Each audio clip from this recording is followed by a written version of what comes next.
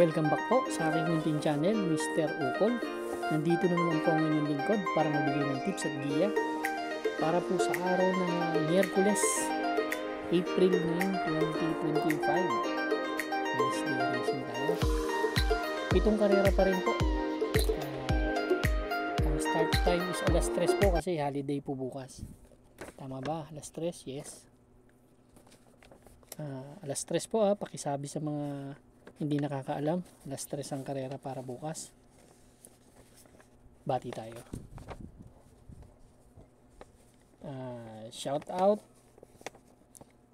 kay Boss Chris Garcia at binabati niya yung may-ari ng Dangay OTB na si Sir Rolly. Ganun na rin yung mga mananaya dyan sa Dangay OTB sa Quezon City. Shout out po sa inyo. Shout out Kiko Bersaba, Boss Kid, shout out Aliwan Boys at Project 6 OTB Boys. Binabati kayo ni Cesar Balot. Shout out sa inyong lahat. Kay Boss RB Borja, Reynante Butalon, shout out Sir. Cap Larry Yuson at Sir Deo Yuson, shout out sa inyong lahat dyan. Si Sir Deo, ingat po. Tsaka Sir Larry Start na po tayo. Race number 1. Winner take all event covers races 1 to 7. Medyo taba-taba naman ang lineup natin kahit papano. 1,200 meters ang distansya. 11 to 15 split. Itong karera na to. Alas 3 po ang simula ng race 1 natin Ang first choice ko yung number 8 na si Instant Notice. Si Instant Notice ang huling takbo nito last March 26. Medyo mabigat ang nakakalaban nito. Sila Flywheel My Diamond. Tercero dumating to. 113.4 bon tinala nito ni Instant Notice. Same rider ang sasakay. Ganda ng post position Tingin ko may panalo. Second choice ko number 4 na si Ayuda. Sakay ni M&M Gonzales. Ito aparato lang ang problema nito pero pag nakakalabas to, ang lakas ng mati to. Magbibigay ako ng third choice. Yung number 7 na si Hot Legs. Yan. Si Hot Legs may 1.14 kasi yan Medyo lately may tuli na yan na isasabay na. So baka nakikita ko kasing babandera si Gold and Silver Yan, si Hot Legs may konting tulin. Race number 1 ng first choice number 8 Instant Notice. Second choice number 4 Ayuda. Third choice number 7 Hot Legs. Good luck po. Race number 2 na po tayo, bayang karerista. Pick 6 event covers races 2 to 7. Meron tayong 8 kalahok dito, distansya 1,200 meters ulit. 5 split placer tong grupo na to. Then 3:30 ang start ng race number 2 natin. Ang first choice ko yung number 2 na si Batang. To si Batang kasi lately nagpapakita na ng tulin. Si Batang. Ang huling takbo nito ni Batang February. March 28 pala, sorry. Kaya Flamenco Dust, medyo nasa harapan na Kayang umiri ng 23 na lundag, 2.23 media, pwede. Ganda ng post position, tsaka mataas lang yung nakalaban nakaraan 1.16 media ang tinala. So, tingin ko dito pwedeng mauna Or segundo pwesto lang. Kayang-kayang harapan, tingin ko. Ang second choice ko yung number 8 na si Queen Margot. Si Queen Margot naman may 1.16 media rin yan. Ay 1.16 nung sumigundo yan kay Quincy last February 26. So, talagang meron tong kabayo na to. Third choice ko si Pendant. Ito naman may 1.16 na tinala din. Nung tumimbang to ng tercero kay G's favorite. Kaya tingin ko may panalo to. Kaya race number 2 ang first choice number 2 Batang. Second choice number 8 Queen Margot. Third choice number 3 Pendant. Good luck po. Race number 2 na po tayo bayang karerista. Race number 3 sorry. Race number 3 Pick 5 event covers races 3 to 7. Another 8 entries tayo dito. Another 1,200 meters. This time, 11 to 15 split naman yung grupo na paglalabanan. Ang first choice ko po dito, yung entry number 8 na si Work From Home.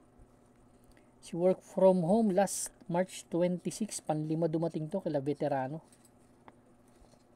Bravo, 128 and a half. Medyo bumaba ito 16 to 21 split. Pero siya may best time dito. May 1.13 po ito last February 12. Nung tinalo nito si Extra Edition, sila Extra Edition ang tinalo nito. Kaya yan ang aking first choice. Same rider pa rin ang sasakay, kaya malaking chance ang manalo. Second choice ko yung pwedeng kumuha ng harapan, yung number 5 na si Super Spunky. Kung maganda-ganda i-rate niya dito, pwede siyang manalo. Si Super Spunky. Third choice ko, number 6, Jerry Boy. Na may record din naman na 1,200 meters na panalo yan. Nung nanalo yan sa maiden niya na dihado. Kaya race number 3 ang first choice. Number 8, Work From Home. Second choice number 5, Super Spunky. Third choice number 6, Jerry Boy. Good luck po. Race number 4 na po tayo. Bayang Karista. Pick 4 event covers races 4 to 7. 8 kalahok ulit tayo dito. Distansya 1,200 meters na naman. 11 to 15 split tong grupo na to. Ang first choice ko po dito, number 6 na si Top Posey.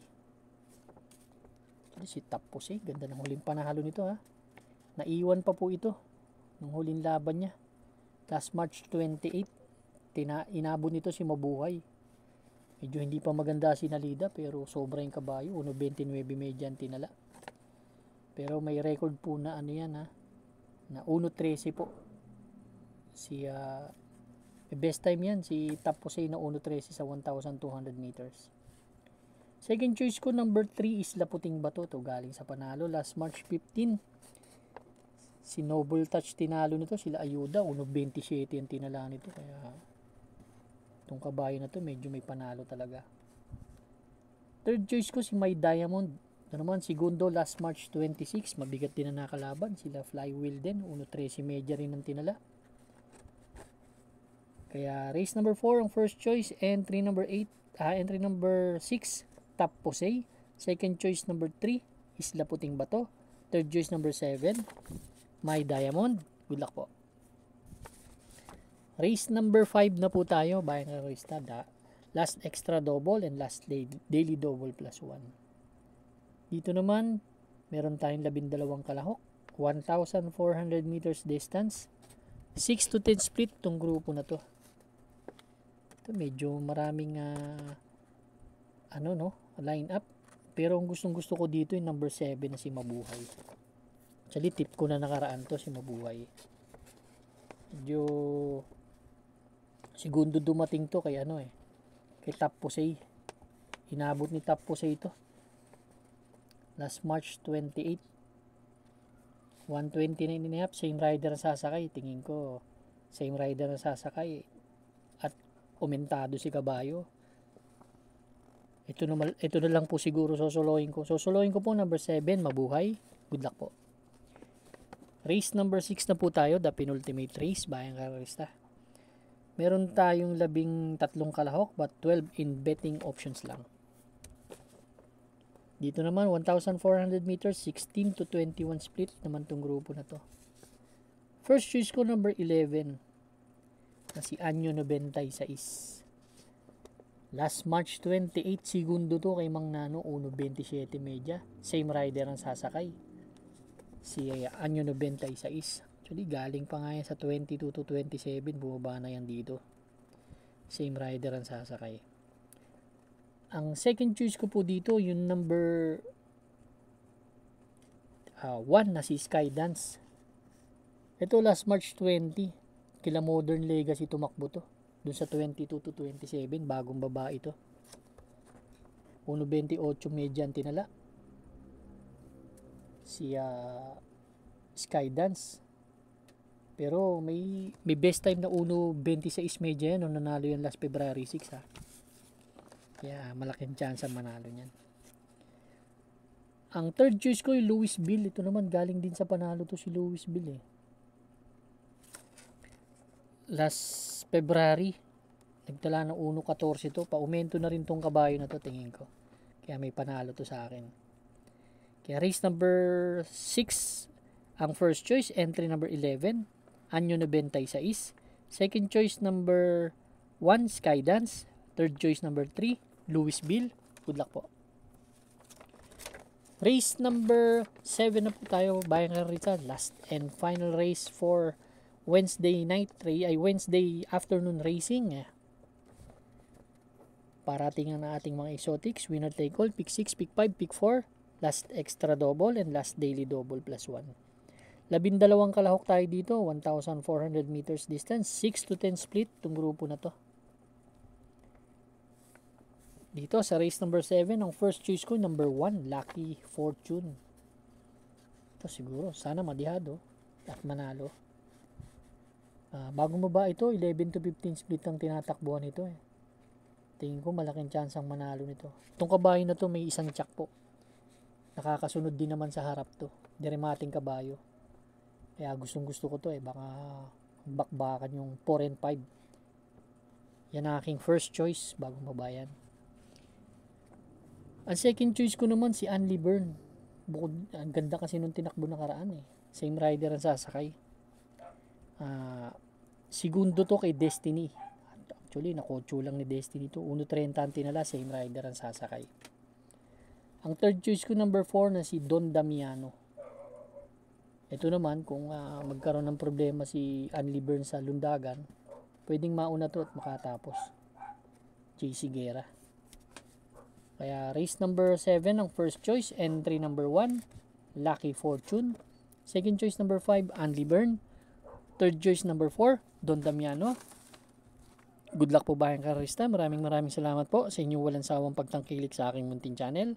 Good luck and stay safe.